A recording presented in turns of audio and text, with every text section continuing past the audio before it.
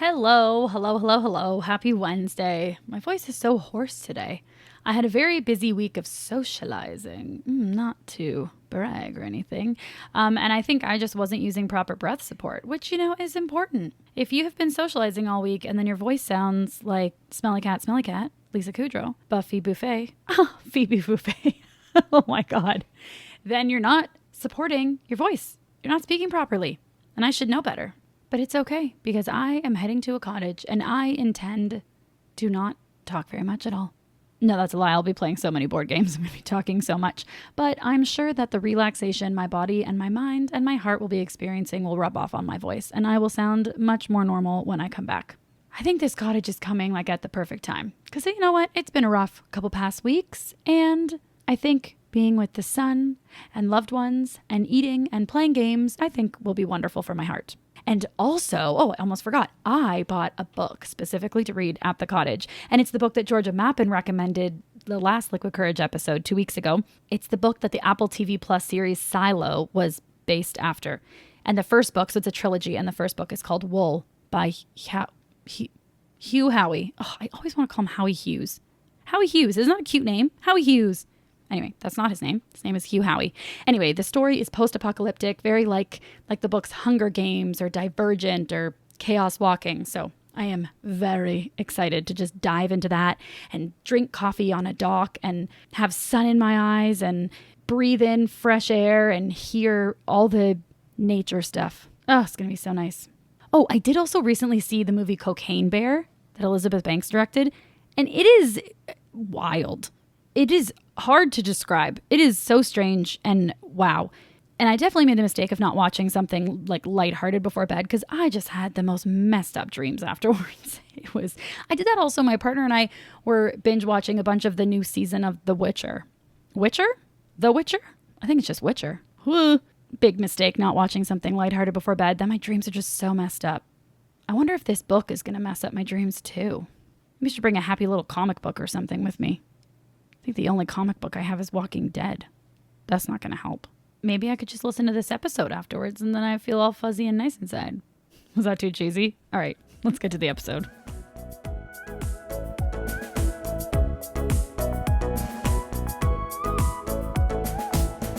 Welcome to Liquid Courage, the podcast where I, Amanda Pereira, sit down with a fellow artist that I admire and ask them the questions I've never had the guts to ask them before. Sounds scary? Yeah, it really is. So I use a little liquid courage in the form of my guest's favorite drink. We cheers, chat, and connect as I attempt to soak up all the wisdom they have to offer. Today I sit down with Aisha Evelyna and Dani Pagliarello, and we drink some red wine together. Aisha and Dani are both actors, writers, and directors currently based out of Toronto. They also happen to be the co-creators and stars of Narcity's first scripted series, The Drop, where the hustle of professional line waiting sparks the accidental friendship of diabetic American escapee, Zara, played by Dani, and Canadian wannabe influencer, Polly, played by Aisha, working their way up in Toronto's premier line waiting scene. In her work, Aisha is passionate about bringing stories of the underrepresented to the forefront of our social consciousness. Aisha was a participant of the 2022 Canadian Academy's Writers Program, where she developed the limited series Sally with Warner Brothers Canada.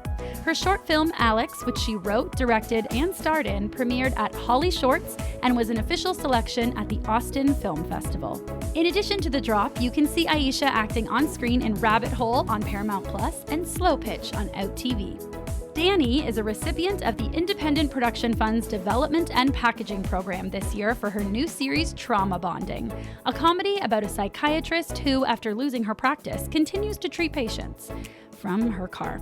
Dani's showrunning is reflective of the work she loves to see on screen, women directing high-quality comedy. You can see her performing in various TV shows and feature films, including The Handmaid's Tale and Luckiest Girl Alive on Netflix. So Aisha and Dani are both actors, writers, directors, and two people that I admire immensely. Okay, I have two guests with me today. Double trouble. I don't know double trouble, double the fun. Hi, Dani and Aisha. How are you? Hi. Great. Woo! I'm doing great. How are you? I'm doing wonderful. I usually have one guest on. I'm so excited to have two. And when I listen to podcasts where they're interviewing two people, it bothers me if I don't know who's speaking off the top. So I'm wondering if, for listeners, because some people will watch, some people will listen. For listeners, could you each say, like, could you say your name and, like, what, I don't know, what show or movie have you been really into recently? Just something little so that people can hear your voice for a little bit. Oh, I was just going to suggest that I speak in a British accent for the rest of the interview. Perfect. I would love that. What am I watching?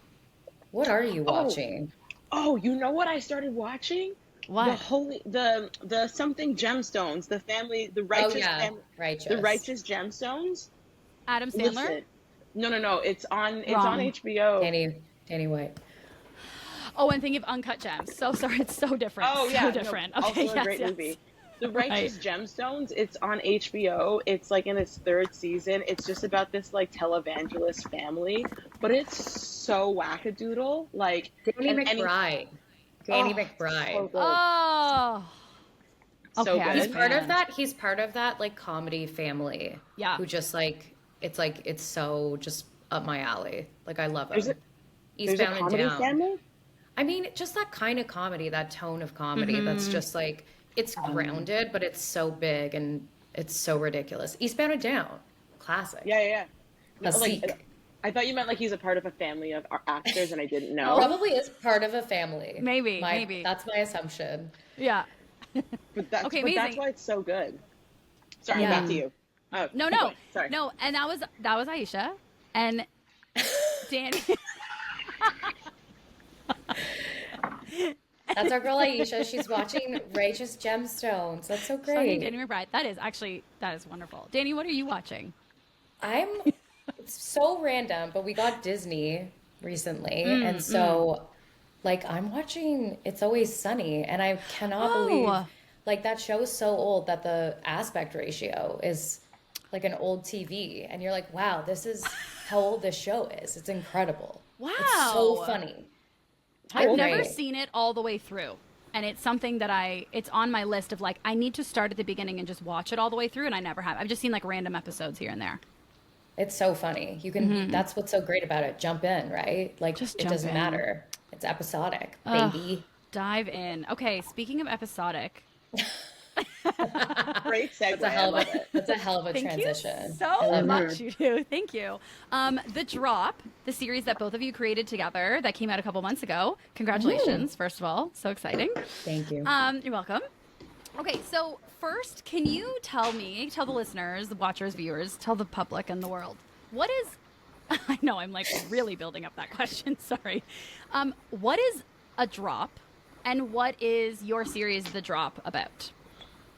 I feel like a good example of a drop would be, you know, what just happened, for example, in the last weekend in Toronto when Beyonce came to town. And she did a collab with like Holt Renfrew, and the drop was essentially people lining up and getting 30 minutes to go into Holt Renfrew to get $300 sweaters, like hoodies, and you only had 30 minutes and you weren't allowed to try anything on. So you would just hold it up to your body and then be like, this is good for $400, and then run away.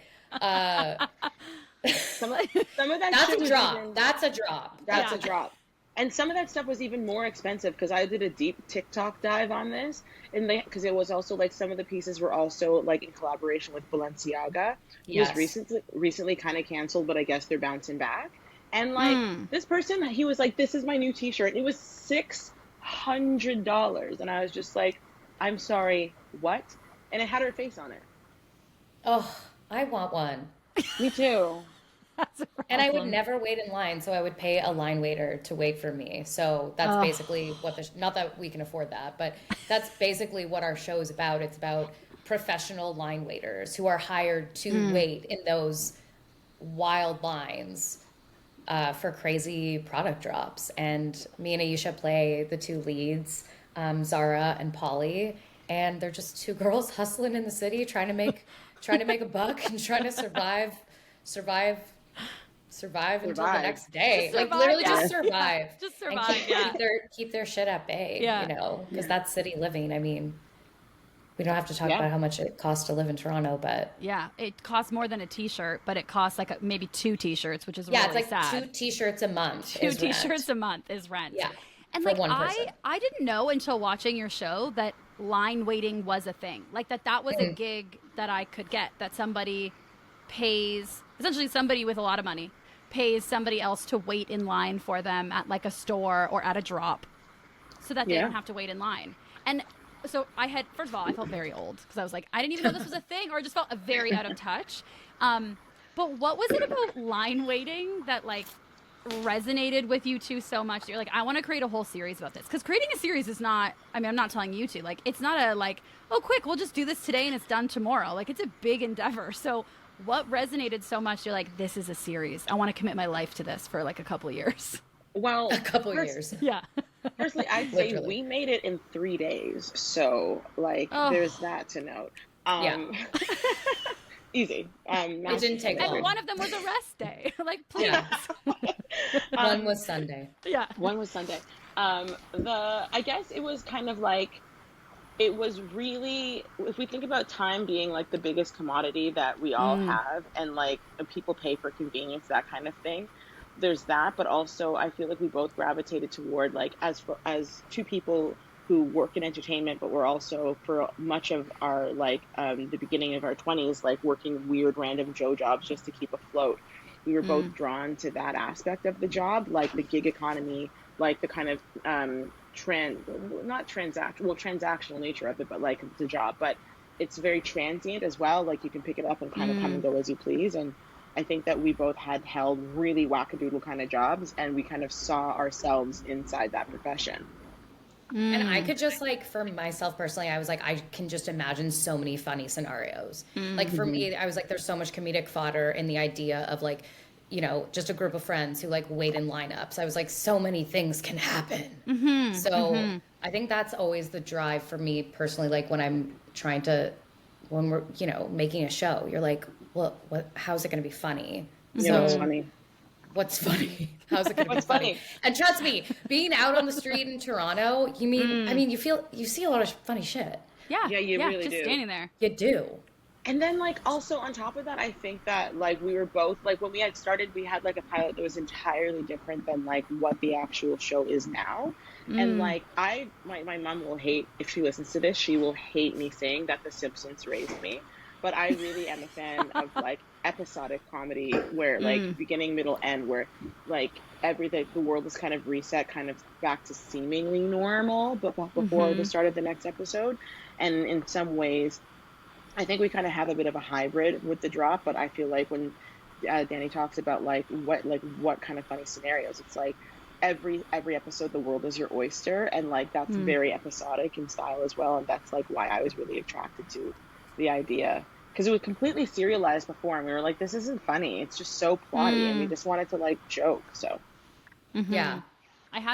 It's funny you say that because I had the exact same sort of arc with my writing partner, where we were writing a series to pitch, and we got deep in and we're like, okay, serialized, and we started hating it. We're like, what the hell? And we went back to episodic, and we're like, yep, this is what we want. I think what's really interesting about the line waiting, the essence of it too, when you're saying like, well, where's the comedy and like what's funny? It feels very, very similar to the idea of like characters stuck in an elevator, like they're stuck, they can't leave the line, and that is just so ripe for comedy all the time. Is like, you can't leave that situation, the stakes, you have to stay there, and then whatever happens to you is happening and you can't leave. So I thought the setup in itself is just like brilliant in that way, for just then you can just spiral off with so many different fun ideas. So that was great. Yeah. We had to edit so much because we only had the opportunity to shoot 4 episodes, but Aisha and I had so many episodes that we had to cut, gosh. and I just, man, we could definitely make a season 2. Like, we could probably write season 3, 2 in 4, like 5 in a few weeks, because we have the material to just keep going. I mean, it's pretty simple in a way. It's like every episode is a new drop, and so we see like a similar cast of characters. Like we've got a great like recurring cast of characters. And yeah, I don't know, I just ready to get back on the drop horse over here. Get on that drop horse. Yeah. 100%. And it's just like, even like, and the one thing that I also like, me being like, what I love about our show, which is why you should watch it. I'm not tooting my own horn, toot toot. No, toot Is it. like, Just do it. I was talking to somebody about like, I did a deep dive into like the different, this is really cerebral, but like, I'm a bit of a snob slash sometimes too cerebral, and like, it's a problem, but here I am. I did like, I did like a deep dive into like the different kinds. Oh, that's great. Of the different kinds of satire, because like The Drop, in essence, it's just it's an episodic comedy, but it's also a satire. And like Horatian satire is like definitely where it falls, like Idiocracy, if you've seen it, or like the righteous gemstones. Like that's kind of the vibe of it, where it's like grounded but like really wackadoodle. And like, even when I think about like the nature of the comedy, like I was talking to somebody about South Park the other day, and how South Park is written week to week. It's the Like, best. we really were trying to keep current with like what we were, like even the slang that we're using, like we were trying to keep so current in regards to like what we were writing. And I feel like when Danielle is like, oh yeah, we could like make a million more episodes, I'm like, yeah, because as long as the world continues to be a trash fire, we will have endless comedic fodder, you know? Yeah, absolutely. Well, and now that like I feel like maybe this is COVID, or I don't know what this is, but I feel like, well, and you two would know better than me, but it feels like the drop culture has maybe moved more online, like digital drops and things. And so does that inspire or discourage you for a season 2? That doesn't just, I mean, for me personally, like it's TV. It can, it's a world that we're creating. And like, even if that kind of thing isn't happening in the world currently, like I don't see why it doesn't have to happen on our TV show. But I also think it's interesting to maybe make like a hybrid situation and, you know, acknowledge that things are maybe moving online and using that as like a plot point, maybe. Or like seeing what that feels like a digital drop, what that looks like, kind of thing. I mean, I think that would still be hilarious. Totally. Exactly. Oh, Like yeah. for the crew to be like sitting behind their computers and being like I remember waiting for like Father John Misty tickets, like, and I was like on speakerphone with like 10 people, and I was like, okay, I've got a ticket, but it's behind a column. Does anyone want it? Like it was, Like a call and I center. also think, as the nature of commerce like continues to evolve, like I only feel, the thing is, I don't have like, to what Danielle was saying, in the sense that like it doesn't hurt us because we create the world. I also think that I don't see that as something that impedes us from making a really funny show.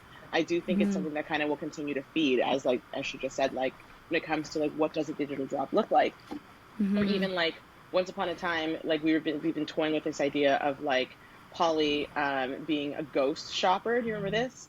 A ghost shopper, which is basically somebody that will like go like, that's like your body doppelganger will go and like be on FaceTime with you and like try on stuff and be like, okay, well, yeah, Wow. exactly. And so it's like that too is funny. And so in my head, I'm kind of like, line waiting. I think line waiting will always exist as long as pop stars like Beyonce exist. So there's that. Then I also, but I also think that the digital space doesn't make it any harder. It just adds to like the whack, the crazy in some ways. Like we turn it into funny. So.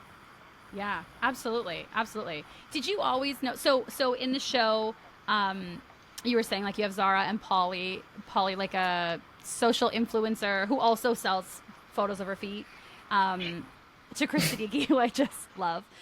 She needs to make rent. 100%. Oh, I mean, 100%. I think line waiting isn't enough. No, it isn't. isn't. She has to sell photos of her body parts. And you have cute feet, so like, why not, right? Oh my God, thank you so much. Wait, well, ready.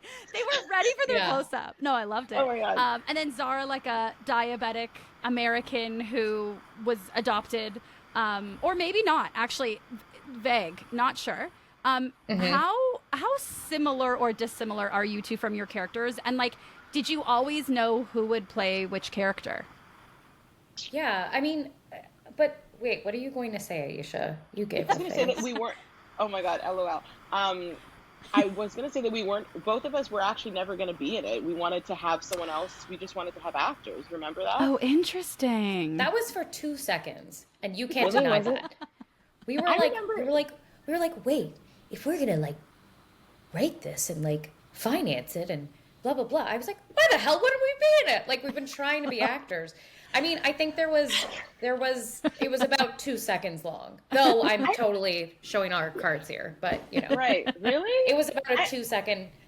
It was in my mind, maybe. Perhaps not in yours. I'm a narcissist as well, 100%. But like, I just remember being. Okay, well, speak for yourself. I think what happened though, it was like we kind of did come to a point where we wondered whether I should be Polly and Aisha should be Zara, because I was used to playing and enjoyed playing bigger characters who got to be like the loud one and whatever. It's just more fun for me. And so we did talk about switching, and then whatever it came down to, I was like, you know what, I do want to maybe explore, you know, being someone who's a bit more, I guess, normal and like the underdog instead of being like the loud, confident one, like right out of the gate. And like Aisha, like took Polly by storm, like so good in the role, like so good.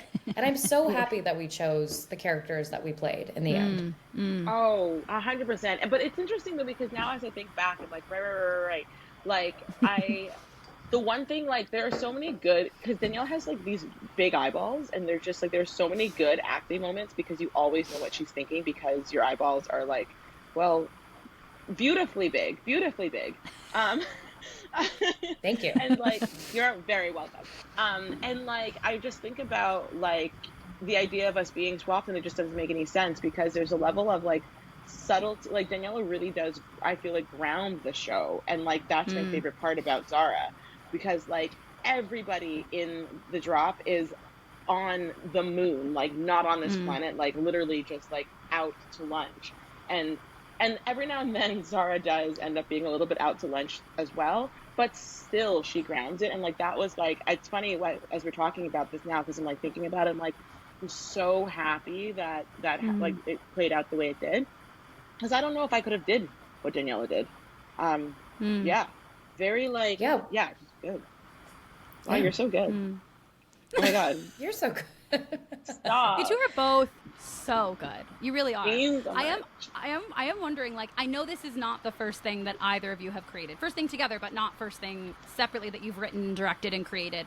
And also that you're both actors as well as writers and directors. So was the not the allure, but like, was the idea, I want to create a part for myself and I want to write and direct, was it actor first or like writer first, I guess? Often for me, it comes from either I have an idea, like it comes from either place. I either am like, oh man, acting feels slow and I want to act like this character, so I'm going to write that character. Or sometimes it's like, this would be a really fun story, and I'm not thinking of myself necessarily, but I'm just thinking of the story, and then I cast myself later. So I guess for this, did it feel more like actor first or writer first, or not really?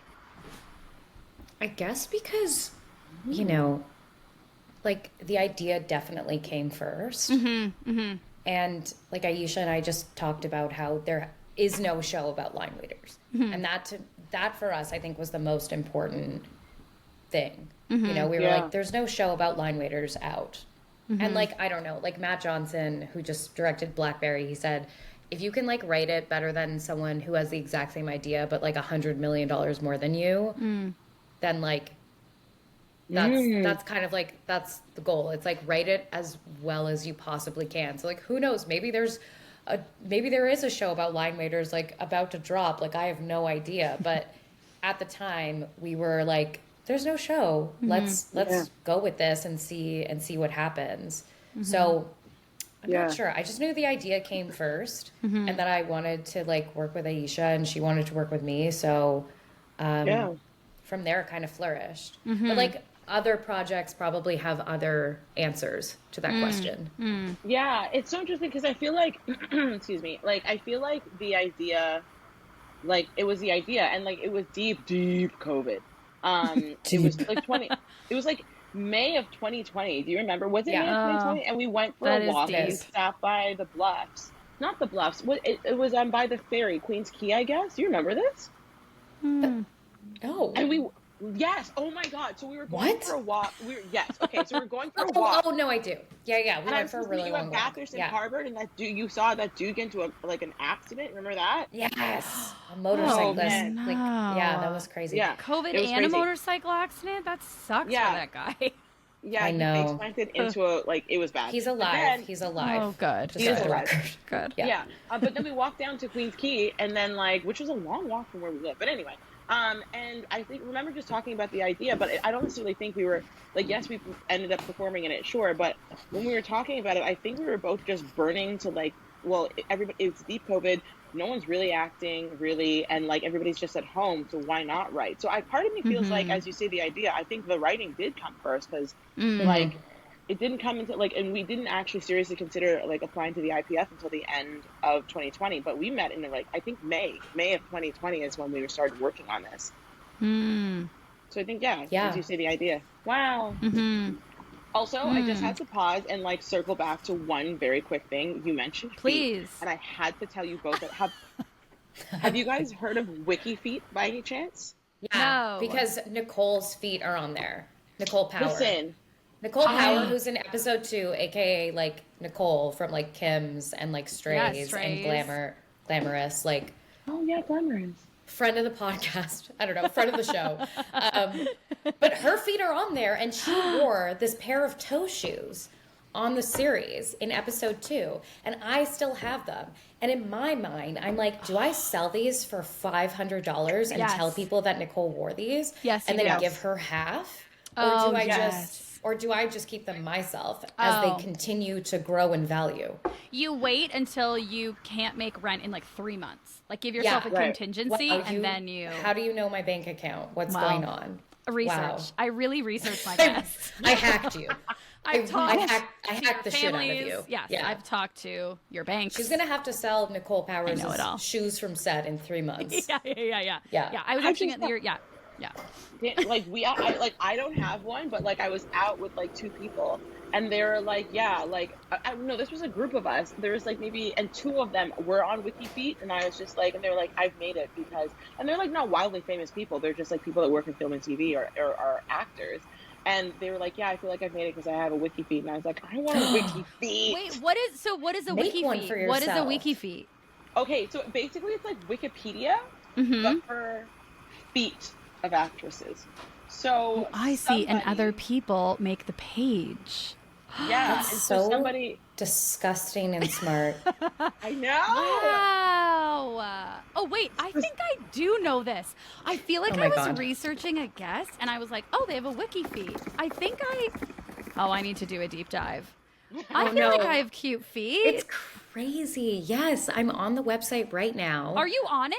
Oh, wait. Yeah, I You're literally looking just went on it. or you have one? No, Someone I has... don't have one. Okay, I'm got not- it. I'm looking at Nicole's, Nicole Power. This is just so strange. But I bet yes, I could definitely sell those shoes from set for a pretty Oh, penny. 100%. Yes. Nicole, if you're 100%. out there, I'll Fun. split it with Wiki you, babe. feet. Oh my Yeah. God.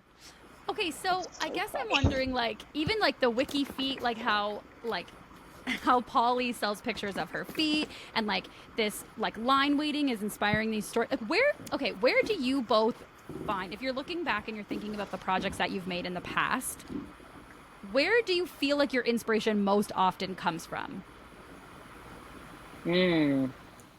Outward inspiration or other shows or Sure, yeah, other either. artists? Maybe do you find that it is mostly outward versus inward? Do you find that it's I find most of my inspiration comes when I'm in I'm kind of detached from reality. If I'm in the shower and I'm doing, or I'm doing something, and then my mind is kind of wandering, daydreaming, and then I'm oh, that's fucking funny, because I think my self-critic is taking a break while I'm taking a shower and doing things that she's not editing before I'm thinking.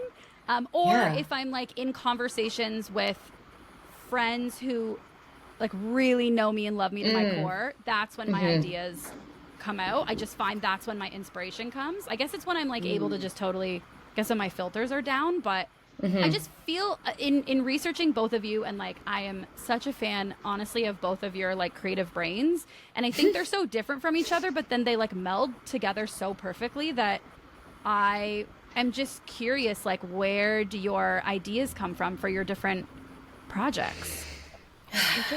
Okay, that's an excellent question. So multiple Thank you. gold After stars to Dani's you. exhale, I need the confidence boost. It's, That was I No, I'm guess, just like, kidding. I'm just kidding. it's mostly trauma. I'm kidding. I'm kidding. it. It's clearly not for me, but Well, go ahead, I Aisha. guess I think okay. So, well, when it comes to like the physical, like where my ideas come from, I feel like Mm, sometimes it okay. The shower is actually a thing where it's like you're not mm, thinking, and then you're like that. Actually, it's funny that you say that, but like I do try and get outside to go for a walk at least once a day. And if I have a writing deadline, like I'm only good for 3 hours, which is why it's impossible for me to turn anything around quickly because I'm only good at mm, writing for 3 hours. And so I break up the mm. time by walking. And so sometimes I'll just like go on a walk with nothing in my head and then just like let myself daydream and hope that I don't get hit by a car. Um, Oh, don't so go to it's, Queen's Gate. oh yeah, Stay well, there you away. Go go. to Queen's Go Gate. Yeah. get hit Yeah. by a boat. Yeah. Oh, a ferry rather. But then also I'd say that like when it comes to me, and I think it's like thank you for the compliment when it comes to like our brains working nicely together. One of the things that I think I've now understood about my voice as a filmmaker is that I'm really interested in anything even vaguely sociopolitical. And like right now, Mm. the hot topic is capitalism and its intersection with everybody and ruining our lives. And so I think that's why I was so called to this project as well, because it's like not only hilarious and but like it's so current. And then also Mm. Danielle is like a creative genius. Like she's just so funny, and my brain doesn't work like hers in some ways, which I wish it did. And so there's that. Like I think for me, my half of the thing was definitely like being like, oh, like the political undertones of this are like what gives me like the like why I really want to work on it. Mm. Yeah, and I just Mm. wanted to insert like as many like fart sounds as possible. So it worked out. Yeah. It's a perfect No, but so combination. good. But It is, okay, but yeah. not only that, it's like another thing that like Daniela is really into like physical comedy and like women just like not being like Broad City-esque comedy where it's like I remember Mm-hmm. like Bridesmaids. I love Bridesmaids, and like and even in some ways I was hoping that it would get a little bit more risque because it was around the same time as The Hangover had came out. And Mm. my favorite scene is when they're like shitting their pants by accident in wedding dresses on the street. 100%. And I'm like, Mm. like I feel like there's this idea that women can't go there, and like one of the things that I like about Daniela's brain is that like she's like, let's do that, um, Mm. Mm-hmm. which is hilarious and so dope. So Mm-hmm. yeah, that's my thing. Yeah, I think it's wonderful. I mean, I definitely felt the, like, especially the Alana Glazier, like, esque inspiration there. Like, which also maybe I'm projecting to because I love Broad City, love that duo, like, love them. But yeah, it's like anytime that I get to see a woman on screen being a human, it's really refreshing. Like it's For really sure. nice when it's a show that's like, oh look, this is actually going to be a full human being instead of this other half category that we've put them in for some reason. So Mm. I loved that. I love that. And I think like I mean, creating a show of quality is hard enough, and like but creating a show just like creating a show that you're so proud of is hard enough, but then just like creating anything is so fucking hard, and it takes so much time and so much energy. And like each phase of the creating process I feel like has its own challenges, like pitching it and writing, filming, editing, promoting, like all the things. It's so long. Yeah, What it is. I know we're like Even when you were just listing that, I was like, it's a sick amount of work. It's it's disgusting. so much work. It's so much. And It's people so will much say work. like, why don't you just make a show? And I'm like, I'm gonna like, what are you talking about? But I think like it's not. I at least feel like that's why I love talking to people who have created shows, because I can talk to them about all these different pieces. Like, what part of, I guess for the drop specifically, like what part of the creating process did you find the most challenging? Challenging. Yeah. Probably the after party, like the phase, like the after party, like the phase of being like, please watch the show. I think Yeah. is the most challenging part. I mean, call me wrong. I don't know, but No.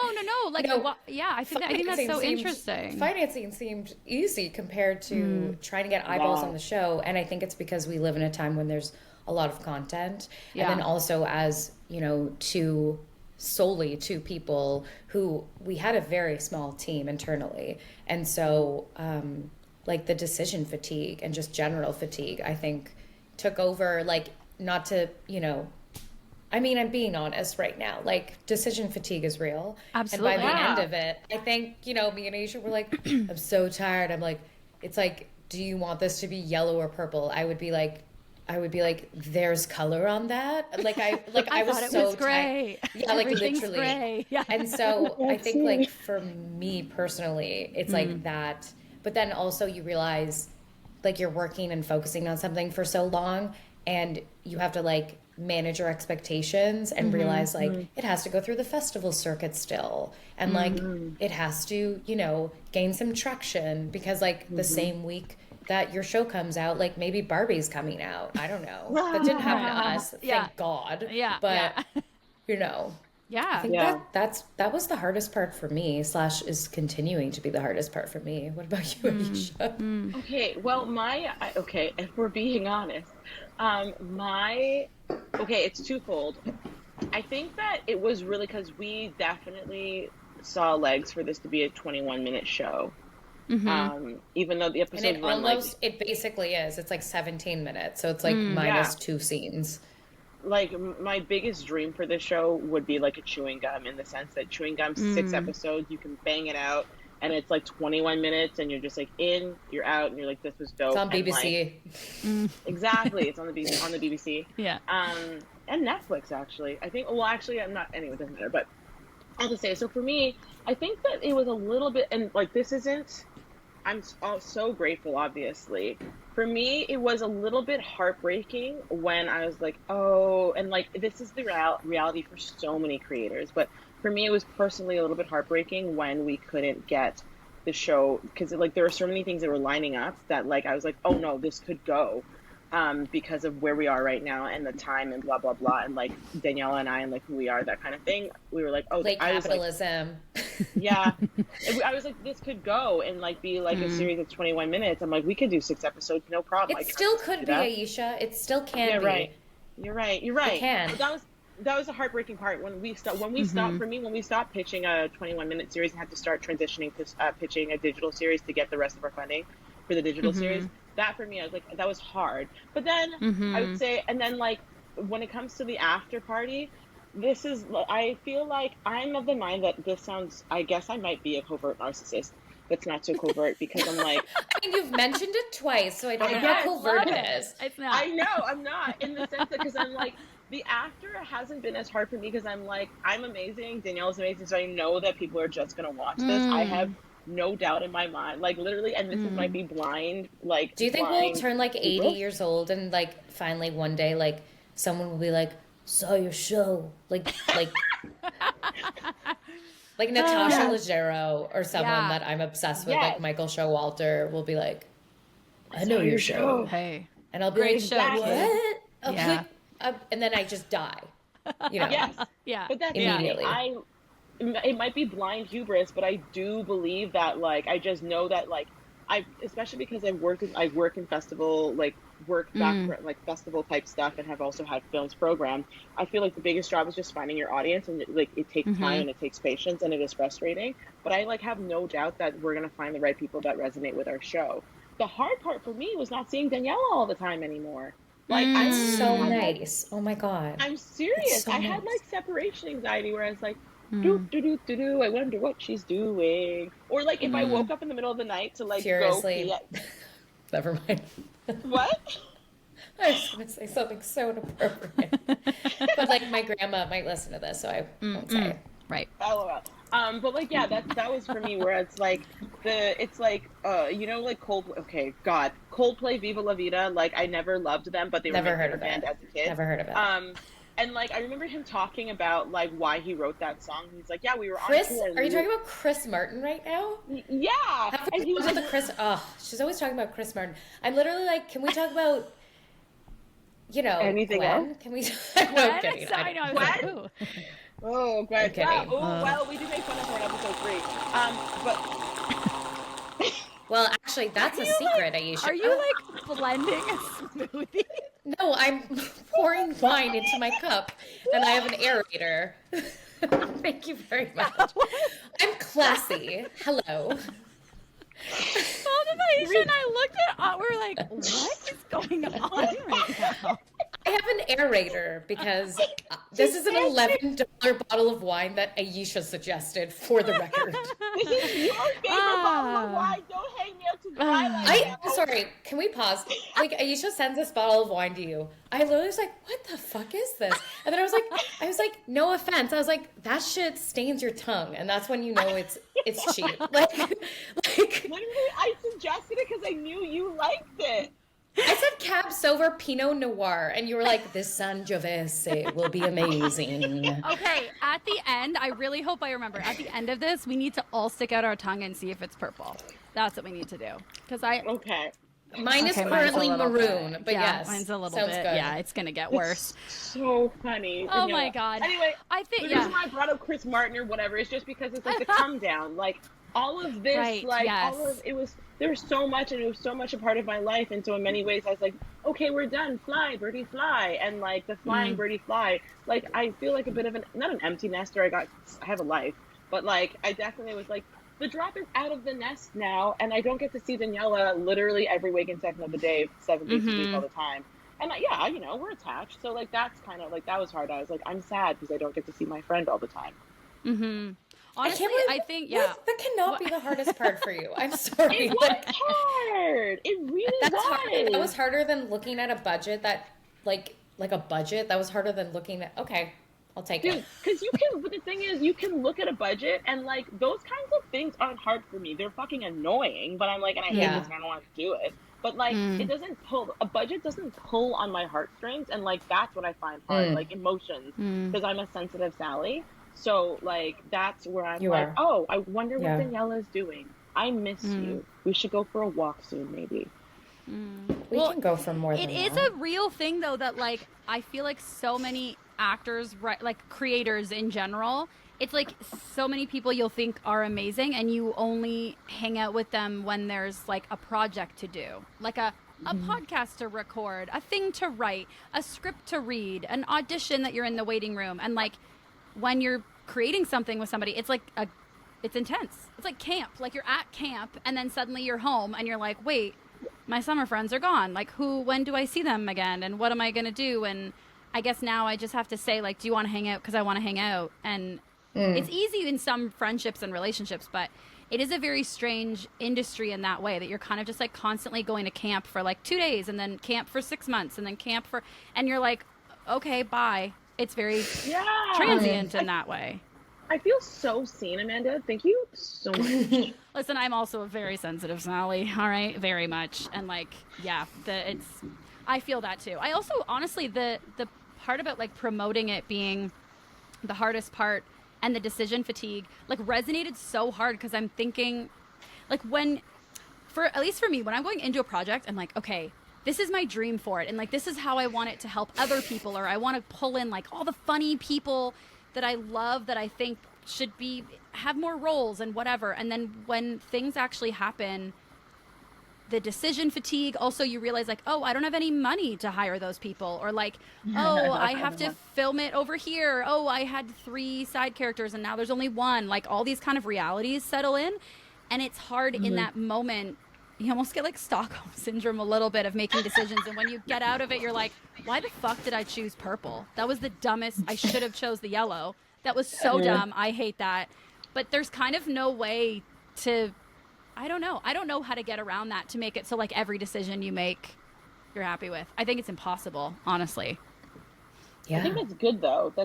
I think that's part of the process. And like, the hope is that as you progress and continue doing whatever the work that you're doing is, that you get closer to making the decision, like the like filling your gap, and like the closer you get to making the work that you want is closer to like you making sure that all your decisions are aligned in the way that you wanted. And I feel like as we do that, like we made the drop, but then when Daniela moves on to make trauma bonding, and like I'm also working on a couple of things as well, it's just like our experience will help. Oh my god. Ow. Okay. I'm working on a feature called Seahorse. That's a telefilm talent to watch, fun recipients. We're shooting that next summer. And then I also have a limited series that is I can't even really talk about until this WGA strike is over. But I'm working on that, and I really want to make it. But yeah, but like as we progress, you just get better at making decisions. Even and then maybe even and then I wonder. I guess I'm putting this out to the group, like like your decision fatigue. Maybe you're just better to like able to weather the storm that is decision fatigue better. You know what I mean? Because you've done it before. Like I picture like an athlete. It's like if you're running for if you wake up tomorrow and go do a 10K versus like you having done several 10Ks, then maybe it's not. It's still going to be difficult, but like won't wind you as much. You know what I mean? Yeah, absolutely. You're just getting your experience. You're just, yeah. I think too, getting your wings. It's like you get, with every decision you, like the more decisions you make, the less precious you are about each one. Cause it's not like, this is the third decision I've ever made and maybe will ever make again. The more projects you make, you're like, the purple or yellow, it actually doesn't matter. Like this part doesn't matter. No.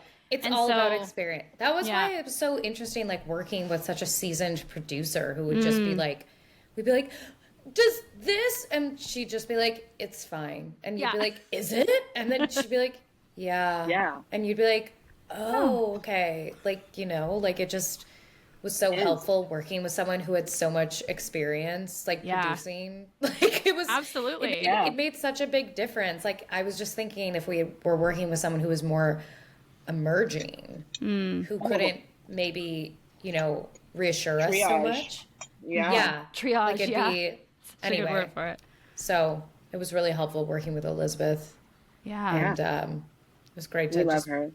Yeah, we love her, and she's super, super good at producing, and she's made like such amazing feature films that are like Canadian comedy classics. So it was like really nice to get to work with her and like on a series. Yeah. So well, and how did you like? So the partnering with Narcity because of the subject matter, I'm like, oh, this makes total sense. Like it's such a perfect partnership in that way. And also I thought like, oh, I don't know. It seems like an out of the box, unique thought too. Like I know Narcity of course makes content, but I didn't know if they make other scripted series. So like how did you think of pitching it to Narcity? And maybe they do make other scripted series and I just didn't even know about it. But like, yeah, it seemed like a very great idea. I don't know what's on their, I mean, I can't speak for Narcity and what they have coming up, but we were looking for a platform. And we definitely, I think we wanted to be on YouTube because we could have it like an international premiere and not have any like geo blocking. And like, I love YouTube. I'm obsessed. So I just thought it was a really good idea to maybe approach Narcity because like you said, it seems like our audiences would totally line up and like they've covered stories about drops and, you know, their audience is primarily Gen Z and millennials and young Gen Xers. So, or all Gen Xers and boomers. Like it's everyone. Like it's everyone in Toronto. Like everyone in Toronto has Narcity and like they have many outlets in different cities and internationally. So yeah, I think that what happened, Aisha, like we were looking for a platform and then like a pal of mine was working at Narcity and we just approached them. We just like cold emailed them, I guess,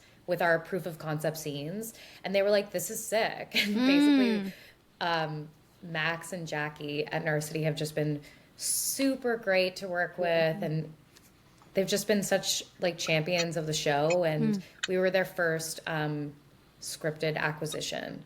Yeah, so like that's so cool. The drop is first. The drop is first, which is really cool. Like they did do like non-scripted. I don't recall the name of the show, but we're not their first like show, but we're their first scripted show. Yeah, so, I think it makes so much sense, honestly. Because when I first heard like, oh, Narcity's doing a scripted series, like I thought either maybe I'm living under a rock, which is totally possible, but also I was like, oh my God, yeah, why not? And I think also it was a little inspiring of like, okay, if you're creating something, you don't have to think of the typical channels that have done it before. Like think about what makes sense, authentic sense for your series and how, like what is the tunnel to your target audience. And I'm like, yeah, Narcity makes so much sense, but I probably would not have thought of Narcity. So like, it was was an Who knows? inspiration Maybe for Narcity's others the too. next. Narcity might be the next HBO. Who 100%. knows? Yeah, You never why know. not? Well, I think that like it was because I didn't. It was Daniela's idea, and like that's the thing. Like I feel like, and it was like kind of like the 11th hour when it comes to like applications we were putting in for funding and blah blah blah, and like I don't think I've actually given you the kudos. You came in so clutch. You were just like, yeah, and I sent an email. It was literally within 48 hours that we had the green light to partner with them, and I was just like, oh, Wow. sick. Like it was that quick. And it wouldn't have happened had Danielle and I had the foresight to like message a friend or like ex-colleague or what have you. But like it wasn't I didn't think of it. It was Daniela's idea. I would say that happened though because we did make really good proof of concept, like scenes, the previous year. Like it's not like they would take anybody. No, like, just saying, like Narcity's it also got made taste. and it made sense. Like the core of the show made sense for them, for their brand and what they're about and like who they're reaching. 100%. Yeah, absolutely. We had a great time with them. Yeah. What was the team that was attached? Yeah. Sorry. What was the like as like as actors yourselves? What was the casting process like? It's so enjoyable. Yeah. My God. Okay. There's so many Are good... you being sarcastic, Dani? I can't tell. No. You loved it. There Okay, are so so you did love it. Yeah. There are so many funny fucking people. Yeah. So many amazing actors in Toronto. Never mind the rest of Canada. But like, it was a pleasure finding those actors and like reaching out to people that we admire and just asking them if they wanted to do roles. Like Aurora Brown from Baroness von Sketch, who plays Daksha, and she is she's funny, so like perfect in that role. Like, I mean, she's also just perfect all the time, but and like so perfect. So in funny that role. about her. Wait, okay, Aurora Brown. Like when we were shooting our proof of concept, like she literally like lived in it, and I was like, this woman loves this. So we were shooting our proof of concept, and she was wearing these high ass heels, and I was like, in the grass, and I was just like, oh. And then she's like, I'm amazing, and I was like, I know, Aurora, you are so amazing, but she was literally just like it, like. It was like she was meant to play Daksha. Like the way she was just so comfortable. I was just like, there's more to Daksha. Like you are, like, there's more than you just playing a character. Like you are living in your essence right now. 100%. Like kudos to Aurora because she came out and did our proof of concept in 2021 before we knew if we would have a show. And like, she's like one of the creators of Baroness von Sketch. And we were like, we just like love you and think this role would be so great, and she just came out and did it, and you know, like she stuck with us. We're like so grateful. And then like just finding the rest of the human beings for like the actual series was like nothing short of a pleasure. Like truly, like it was hard to pick people. There are so many good, funny actors, but I know that the people we chose were 100% like the best. Like Andrew Robinson, who's at Stratford right now. Who plays Bay Street Douchebag. No name, just his character name is Bay Street Douchebag. And then we have Dante Prince, who plays Ramon, also at Stratford. And then we have Samantha Brown, who just fucking killed her audition as Chantal. Like we were literally like, oh my God, she's so playful. So playful and fun. And then Mishka Tebo, who we went to York Theater School with. I was like, you're 100% Richie. Like, you're a Wait, were you in the same year as Mishka? Yeah. Were you in the same year as Sherry Gata? Yeah. Yeah, Sherry! Did you come to one of our, like, mounted plays? No, so I went to... So, no, I did Second City Conservatory with Sherry. And then I did, like, some random film with Mishka, like, years and years ago. But then that's how I found out that, like, they knew each other and went to work together. Yes. Small world. Yes. Cute. Same year. Such a great year. Such a great year. Tina Jung is also from that year. Yeah. She's like on fire. Love her so much. She was actually on Strays. She was on Strays with Nicole. Wasn't she? Yeah. Wow. Yeah. Mark Little. Also, I'd say like the same way we gave a shout out to Aurora Brown for sticking with us. Mark Little was in our original proof of concepts as well. Yes. I don't know who told me that. They were Mark's like, Mark doesn't do any project. Like, he's very selective, so you guys are lucky. And I was like, sick.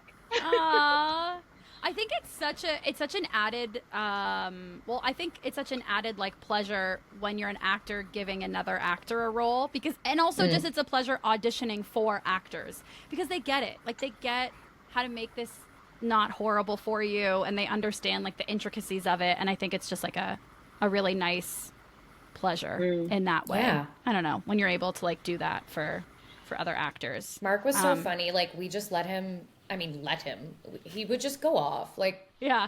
I was like, I don't care what the script says. Like, just talk. Yeah. And he just came up with be the your funniest character. shit. Exactly, Yeah, exactly. it's all just Yeah. improv. So I don't funny. know. I can't speak enough about how amazing the cast is.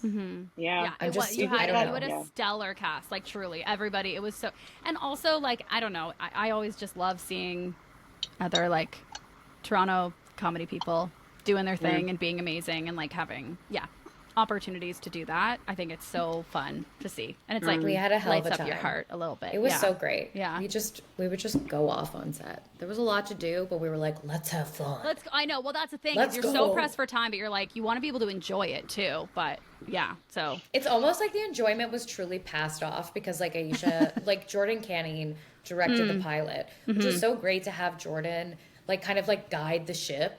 And Yeah. she shot like the first 2.5 days. And so like the crew was warming up, like the cast and the crew, like everyone was kind of like, hi, like smell you for the next 2 weeks. Yeah. And Jordan was just like heralding us.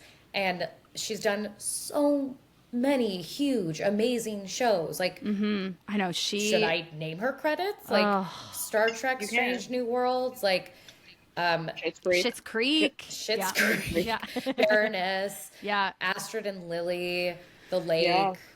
I Yeah. mean, let's Her go on and IMDb on. goes on and on. Yeah, it really It does. never stops. Like it's like doom scrolling. Yeah. So anyway, and then she kind of like showed us like the ropes, and then like I took over, and then Aisha took over, and then me and Aisha like finished the shoot together. Yeah. which was really nice. did. So Yeah, I think it's so cool how you two broke up the writing, directing, like that you both wrote an episode separately, then you wrote one together, you both directed episodes separately, and then you directed one together. Like, I think that's so beautiful. How did you decide who would write and direct which episodes? I mean, like, okay, the writing, I need to admit, like, I feel like we both wrote everything, even though it's Yeah. like different people's names, like on the byline, like, it is what it is. But like, Aisha and I like wrote everything together. When it comes to directing, like, I do think it is better to have one director at a time. And that's why, like, for example, for episode 4 where we co-directed, it was like, even though we were like asking each other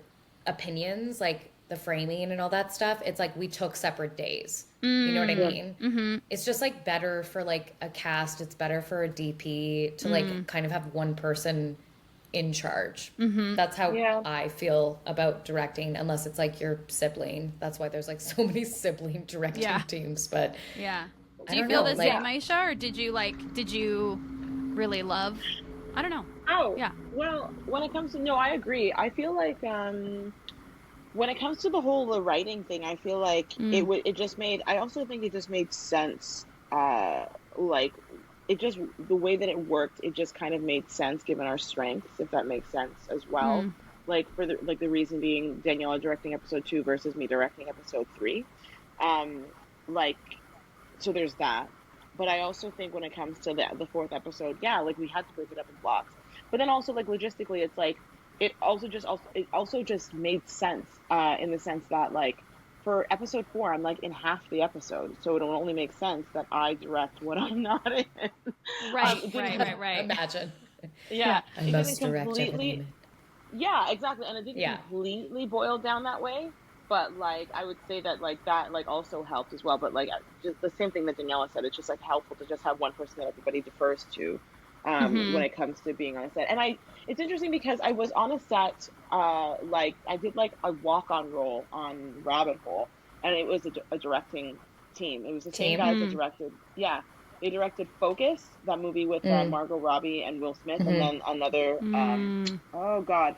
Something else way more like a big, like there's Focus and there's another movie that was like was like a really big deal. But anyway, when I was just like, I'm curious. And so I was like watching how they were interacting, and like there was definitely a lead and there was definitely somebody like there was one of them on set, and one of them was actually like was in Video Village, and like the person that was on set had a monitor and they were paying like you could tell who was like there was I don't want to say power change, but like definitely there was one point person, and I'm sure they would switch because, and that's the hope, that you don't have to be like co-direction means that you have to work like in some ways you have to work to try and communicate better, and like there are logistical things. However, it is also helpful because you have somebody to lean on, and like many hands, I do believe that many hands do make light work. So there's that as well. Well, and yeah, and all of your, I believe, I could be wrong, obviously. I have the experts here. Well, you can tell me if I'm wrong in this. But all of your other projects for both of you that you've created, like you've written yourself or you've like directed by yourself. And if you've maybe like maybe you've written it and someone else has directed it, but it's never been like co-writing and co-directing. And so I wonder like what the experience is like now. This is so collaborative together, which comes with so many like some obstacles, some challenges, also like so many wonderful things like what you're saying, being able to lean on each other. And yeah, I guess like what's like the biggest gift and then the biggest challenge of working in a team versus working solo when you're writing and directing? I think do you have the answer yet? Do you want to go, Danielle? I guess it's like it's exactly kind of what we talked about. It's like you have someone to lean on, but then the conversation could go on forever. Right. Yeah. Whereas Yeah. when you're Right. alone, when you're alone, you just kind of go, okay, I'm going to do that. And like, not, Yeah. you don't really, and it might not be the best thing because you don't have that person to ask. Or maybe you do, but they're not, you know, at the same like level as you. So maybe that's it. I mean, Aisha and I talked for like probably what is equivalent to like 100 million hours. So, Yeah. and it's not that it was like a bad thing. It's just what this No. project had because we were both like equals. Yeah. Yes. The one thing that I will say that is, I think, you know how you talk about like transferable skills to the next job? I think everybody should, the same way I think that everybody should work at a restaurant at least once in their life or work in service, I think everybody should do something in a scenario because it forces you to get so good at communicating. Yeah. Because if not, like breakdowns happen and it's like not nice to have to deal with. So like I'd say like the best thing from this, but also something that I'll carry with me is just like some people get like, and it's so interesting because just talking to just like I don't know, like in filmmaking, you just like talk to people and then you hear people's stories, blah blah blah blah blah, about like this person was hard to work with, and when I say this person, I mean like this celebrity was hard to work with. And when we think about those things, more often than not, when I've heard these kinds of conversations, it's because like there's a lot going on in here, and communication. It's like I've heard of stories where like the director is like fighting the people like that are assembled around them to shepherd their vision to the screen. And it's like, no, we're all here to support you. But the thing is, sometimes directors think they have to protect what they're making because everybody else is going to like dilute it or something. And it's like, no. Like, we're all here to help. Like, you have to communicate how we can assist you in like bringing this to the screen. And so I think that's the biggest thing that I've gleaned from this experience is just like, doing the whole thing, like the best thing is like how good you have to be at communicating. And like now even as a solo person, it's just like I just know like certain things I have to just say because it's my job to being a director is air traffic control. It's your job to communicate. Yeah. Yeah. And I think, I mean, it's like, I think too, it's like, I don't know. I feel like you can be really, really good friends with somebody, but maybe not, like, you might not make good roommates together. Like, you shouldn't live together, but you're such good friends. I feel that about creative partnership, too, that there's friends I love that I don't know if it would be great to do creative partnership with. And then there's friends I love who it would be wonderful to. But in all the scenarios, if you don't communicate well, it's going to feel crappy eventually. Like, even with the ones where, oh, this is such an easier partnership. Eventually, if you're not talking about the things that you have to talk about, or you're not like sharing the things you have to share, it's just going to start feeling crappy or resentful or something. Well, I will say that Danielle and I are actually astrologically compatible, so that helps a lot as well. Wait, stop, hold on. What are you both? I don't know anything about any of it, but I love it all. You don't know anything about it? Me neither. No. So Do you? tell us, Aisha. Yeah. Tell us. Well, I have a lot of Taurians in my life, people that are of the Taurus sign. Daniela being a Taurus. I have Daniela's a Taurus. My boyfriend is a Taurus. Two of my best friends are Tauruses or Taurians. I am a Virgo. Who's your Taurus best friends? Carly's a Taurus. Her birthday's like maybe Okay, yeah. I 3 see weeks after yours. Carly as a Taurus. Nice. Yeah, exactly. And that's the thing. I like y'all. And I am a Virgo. Yeah. Neuroses. Neuroses. I like, but I also like That's funny. grounded individuals because I crave stability. Daniela is very stable. And It's so surprising, right? Yeah. But I am. I She's the consider stable myself a one. Taurus. I don't know if that, like, What does that mean? You consider it. Okay. I consider myself right. George Clooney's girlfriend. Queen. What does that mean? So Yeah. I am I promise. I promise I'm grounded. I promise I'm grounded. It's a promise. promise. Okay. Oh, So yeah. I am technically an Aries. However, I am on the cusp. I'm the day before. And growing what's your birthday? up, April 19th. When are you, Dani? Because we're close, right? I'm April 23rd. We're Shakespeare's birthday. Okay. Yeah. I'm nobody's. Actually, I think I'm somebody, but not fun. We can But I'm Google right on the this. I will edge. Google it. Well, and when I was growing up, I would read J14 magazine, and like they weren't consistent because one month I was Taurus, and the next month I was Aries, and then I was Taurus, and then I was Aries, so I was confused. And then Wow. I met somebody because sometimes they'd be like April 19th is the last day of Aries, or then they'd be like April 18th is the last day of Aries, and I was confused. Ooh. And so then Okay. I asked a friend like a few years ago. She was telling me about this.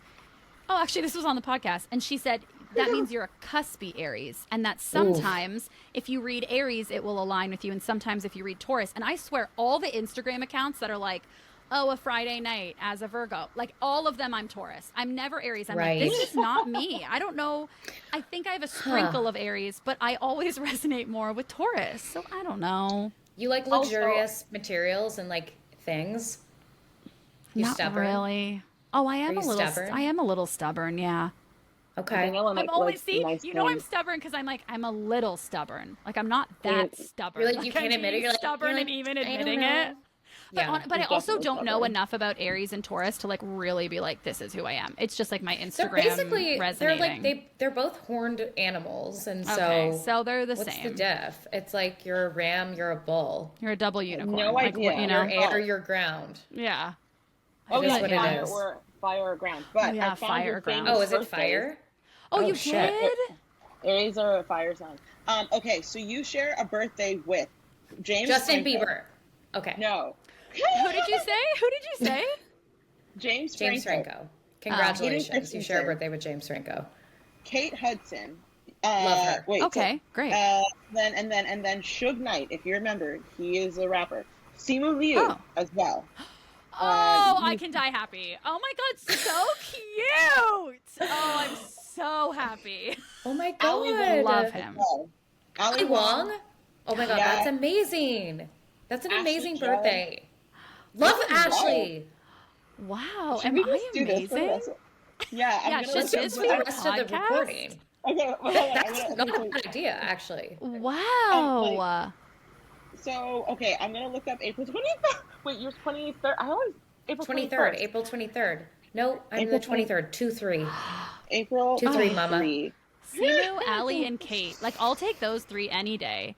100%. Like, that's so So, fun. like, this is what I do in my spare time, by the way. Okay. Yes. all right, Okay. Of April all the 23rd. birthdays, you have to pick three celebrities that you're having a dinner party with. Okay. Of all your famous celebrities, you got to grab three. Okay. I'm gonna give Okay. you the list now, Daniela. Okay, so John Yeah. Cena, Gigi Hadid, Okay. Billy S., Okay. William Shakespeare, Shirley Temple, weird enough, Ooh. George the Lopez. original curly girl. Oh, okay. I know my people. Okay. Who I'm are your good. George people? Who are your Lopez? three? Who else? But go on. Sorry. Okay. There's no one else that's like wildly famous here. Okay, well, I already know. George Lopez 100% because Okay. like Oh, the George Lopez show was like on every time it was on. I get what was Oh it my like God, ABC? yeah. It was like Thank God It's Friday. It was like on TGIF. Like Yeah. it was on Yeah. every Friday. Yeah. I love George Lopez. And then Shirley Temple is like my original curly girl. Like I'm a curly haired girl. I love her. She can tap dance. Same. Tap dance. Love it. And then William Shakespeare is William like my Shakespeare. favorite, probably gay man. So I love him. Wow, what a dinner. Yeah. Okay, wait, He's- Aisha, we need to know yeah. your celebrity people too, so you can pick three. Okay, I'm going. Okay, I found it. And then okay, Cameron Diaz is on this list. Okay. Cameron Diaz, but I don't think I have many people. Like Oh, Amanda, no. you had a lot of people. Okay, so I Cameron did. Diaz, More Okay. people that I don't know. More people that I don't know. Hold on. Oh, Hold no. on. Hold on. Whoa! I guess this is gonna be a lonely fucking dinner. Maybe she Oh can bring my the Charlie's God. Angels, and you can Maybe be she like, can drink. and She have can a bring some little- of her like low sugar wine or something. No Yeah. one here is like Fun. wildly famous. I don't trust the site anymore. I'm going to another one. I refuse. Go on a Okay, different Cameron- one. It'll probably so say I'm a Cameron tourist Diaz. on the other one anyway. Oh, Yeah. but this isn't fun. I share a birthday Exactly. with Cameron Diaz, Warren fucking Buffett. Ew. What? That's cool. He's a really good person, I hear. Yeah. Isn't he like? Oh, I'm confusing him with the Murdoch guy. Never mind. No, Okay. he was Oh my also God, in The no. Office. He was in an episode of The Office, so you can ask him about that. Okay, maybe I could be a sugar you baby care. as well. Wait, Warren There you Buffett? go. Are you talking about Warren Beatty? Like, which Warren are you talking about? Because Warren there's a huge. Buffett. Warren Buffett, Okay. like the stock person, right? Okay, but which one was Yeah. on The Office? Warren Buffett, the stock guy. Really? You know the Oh. episode where they're interviewing like Ray Romano, Jimmy Carrey, you know, because we're friends. Oh, okay. And he's as like who's going to potentially replace Michael, and he's one of That's them. so funny. I know. That's wild. That's so Okay, funny. fine. So you're Warren going to Buffett do and Cameron Diaz are and Warren, coming. but you're Yeah, going to have because an no empty one else is seat. I famous. guess you could put your purse on it. Well, just Well, have there's fun a with pop star them. named, I guess. There's Okay. a pop star named BB Rexa, but I don't think I know her. Oh, Gal Gadot. Oh, Gal- Oh, great one! Yeah. Wonder Woman, Okay. Warren Buffett, and Cameron D, and a Charlie's heard- Angel. are you kidding? You have some of the strongest women. Like, they can pick you up, like, I don't know, like, toss you around. Yeah. Wonder Woman this and a is- Charlie's Angel. And then They'll Warren teach you how to, Buffett. like, they'll teach you, like, spy moves. I would love that. Wow. I Oh, love I'm that. excited for all of our dinners. I can't wait to hear how both of Yeah. your dinners go. Well, Oh my goodness. everyone at my dinner is dead, so Right. other than Right. George. So But fair. And that I'll probably have my made me- dinner in heaven. It's all Right, good. right. Yeah.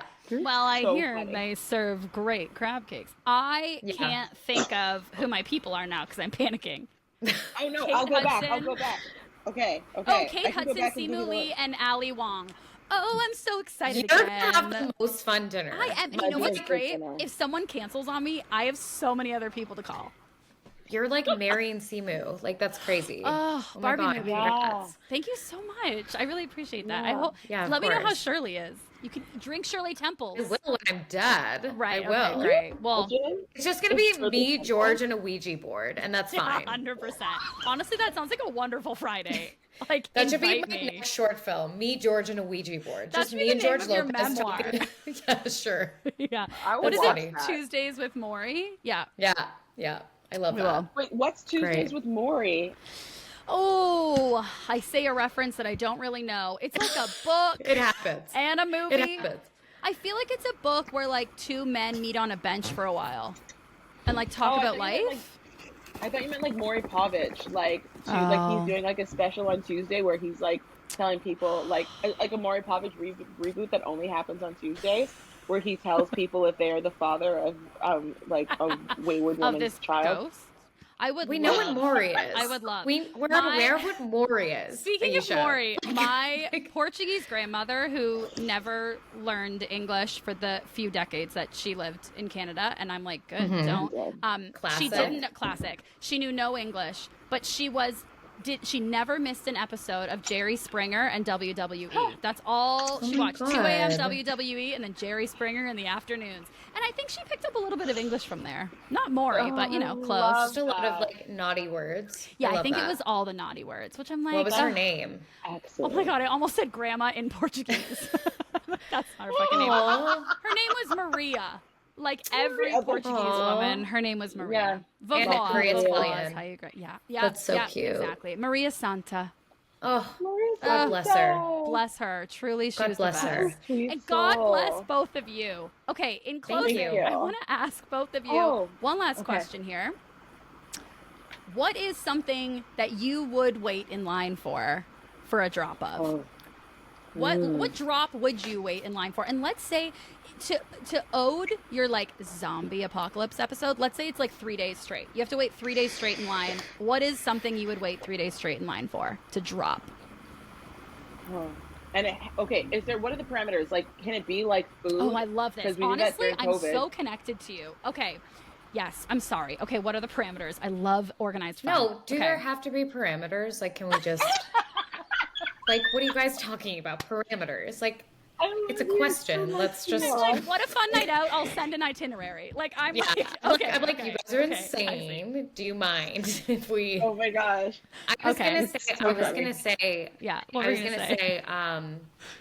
I would certainly wait 3 days in line to be remotely close to the stage if at a Rolling Stones concert.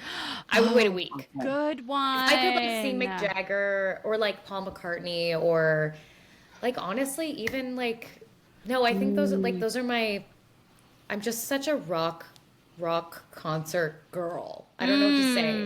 Like I'm it's fucked up that I haven't seen the Rolling Stones. Daniela That's a good live music. Well, that's also a good one because you're waiting for an experience rather than a product. Exactly. It feels like it makes sense to me. Yeah.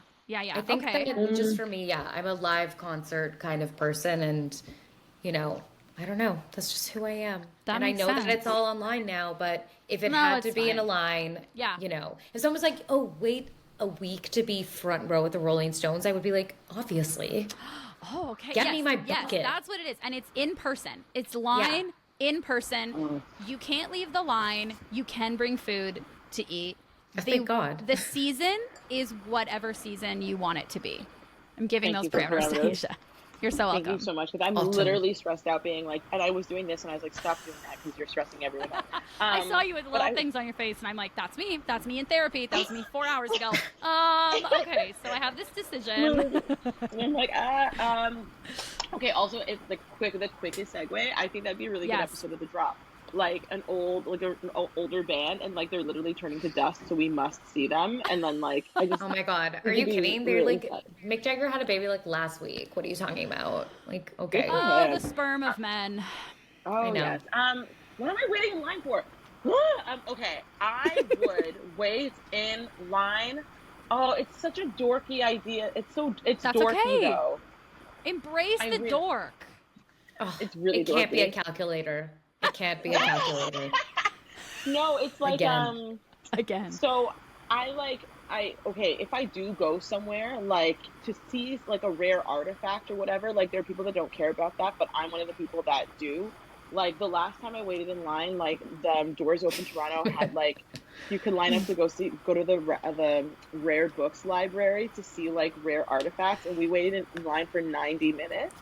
And people were like, "This is dumb," and I was like, "I can't wait to see the original drawings by Margaret Atwood, or what? Like she had like her sketches or her like notes or whatever." Sweet. Yeah. So I'm a dork. So like, and I've definitely done that in different countries. Like I went to Italy once, and we were in Florence, Firenze, and we were able to see. We went to the Uffizi Gallery, I think. And my boyfriend at the time was like, "We're leaving." And I was like, "No, I have to see the Mona Lisa." And he's like, "It's not here." And I was like, "It doesn't matter." Or like, it's in France. Oh no, it was Michelangelo's David. I was like, I need to see David's dick, and like I dick. You gotta see the baby dick. But like, little that's dick. what I would wait little for. man Dickie. I would. Yeah, little Dickie. That's so nice. So you would wait in line for books and art. I think that's like lovely. To see, like that's rare nice. Artifacts. Like Michelangelo's What would you David, wait in line for? Yeah. No, Amanda. Okay. I asked the question and I didn't think of what I would wait in line for. I would wait in line.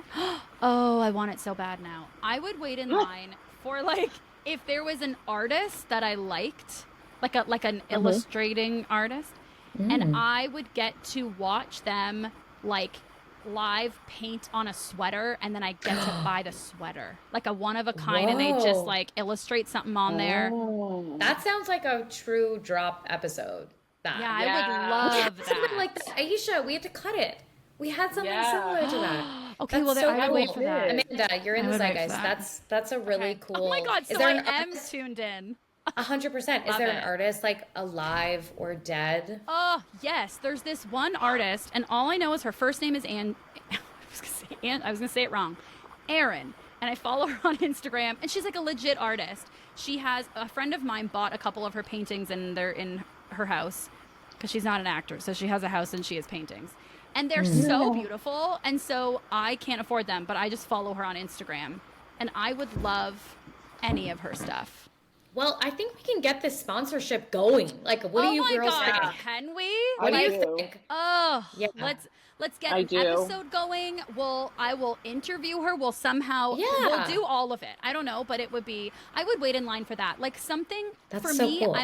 I'm very sentimental. So for me, I don't have the allure of like, oh, the new, and I'm saying this with zero condescension, with like the new Air Jordans. iPhone. Like that brings so much love. Yes, new iPhone. Like I don't have that. But if it's something sentimental or if it's something meaningful or if it's something like in this moment there was an experience, like I'm there. If it was something like that, I would totally wait in line to be like, this was a story. This was an experience. This is something I'm taking away that was like a piece of care and love in a moment. And I get to now cherish that as like a memory.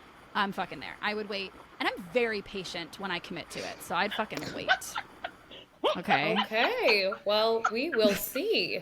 It's as if we'll see how patient you are. I suddenly feel like I'm at an interview to be like, can I wait in line with you two in real life?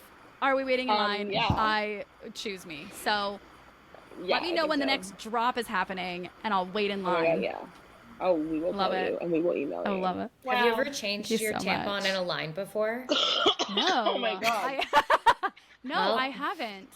But I would love to try it out. Well, come wait in line. I'd love to. I'm going to say that I don't want to try that, but I'm happy to have, like, I'll hold up the t-shirt while y'all do it. Okay, great. You know what? Oh my God, Aisha, I feel like I literally in my head, as soon as I was like, yeah, sure. In my head, I was like, no, I'm the friend who'd hold up like the sheet. Like, I don't want to change my tampon. I'm the friend. There's no choice. There's no choice. The bottom line is that like you can't leave the line. Oh, no, yes. Okay. I would choose toxic shock syndrome. I would choose TSX or whatever it is. Yeah. If I had my period, I would cancel. Like, I would just cancel that day, I think. Like, I'm just going to be really upfront. I would stay in bed. Sick days for gig workers. Okay, you're right. Oh, God, you're so right. It's so sad. There's no sick days. Okay, fair. I'll see you there. I'll bring tampons and pads and diapers and snacks, and I'll bake, and I'll bring it. I'm so many backpacks. I'll bring so many backpacks. I have so much camping gear. I'll bring it. Okay. Great. Wow. We need it. Great. We need it. We do. Well, we do. Thank you so much to both of you for coming and doing this today. I think you're both fabulous professionals. You seem both fabulous as people, and this recording time together is just like further acknowledging that to me. I'm like, yep, they're wonderful.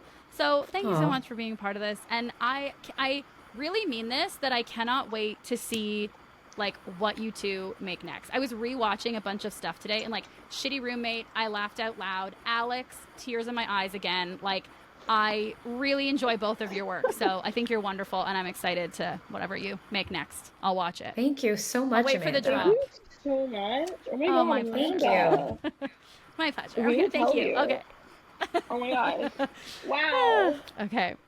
Thanks for taking the time to speak with us. We're so happy we got to be here. It's so much fun. Loved it. Oh yeah, tongues. Wow. Okay, mine is like dark brown. Mine's not great. Literally, you cannot come for me because I swear I brought you that bottle of wine because I know you like it. Because I'm bad at giving gifts. So, next time you're choosing the wine, homie. Okay. Honestly, it's delicious. I just needed an aerator. Like, that's all. It's air good. Conditioning aerator. It's great. Italian. Like, what am I gonna do? Like, judge it? Like, it's fine. Danny, could you pour a little bit and then we'll use that in the outro for your aerator sound? Sure. Let me get this as close to the speaker as I can. Okay, great. And wherever it was last time was perfect. Okay, sounds good. Here we go. Ready?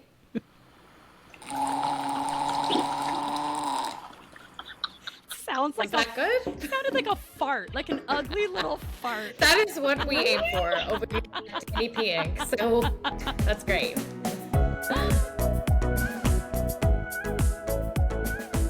Thank you so much for watching this episode of the Liquid Courage podcast. If you liked what you saw and you're looking to support the show, here's a few ways you can help. You can leave the show a 5-star rating and review on Apple Podcasts, or you can follow the show on Instagram and TikTok at Liquid Courage Podcast. Or, and best of all, you can tell a friend about the show. Tell a family member, tell a coworker, post about your favorite episode online. Spread the word. That really is the best way to help support the show and help it grow. Did I just rhyme? Okay, until the next episode, cheers!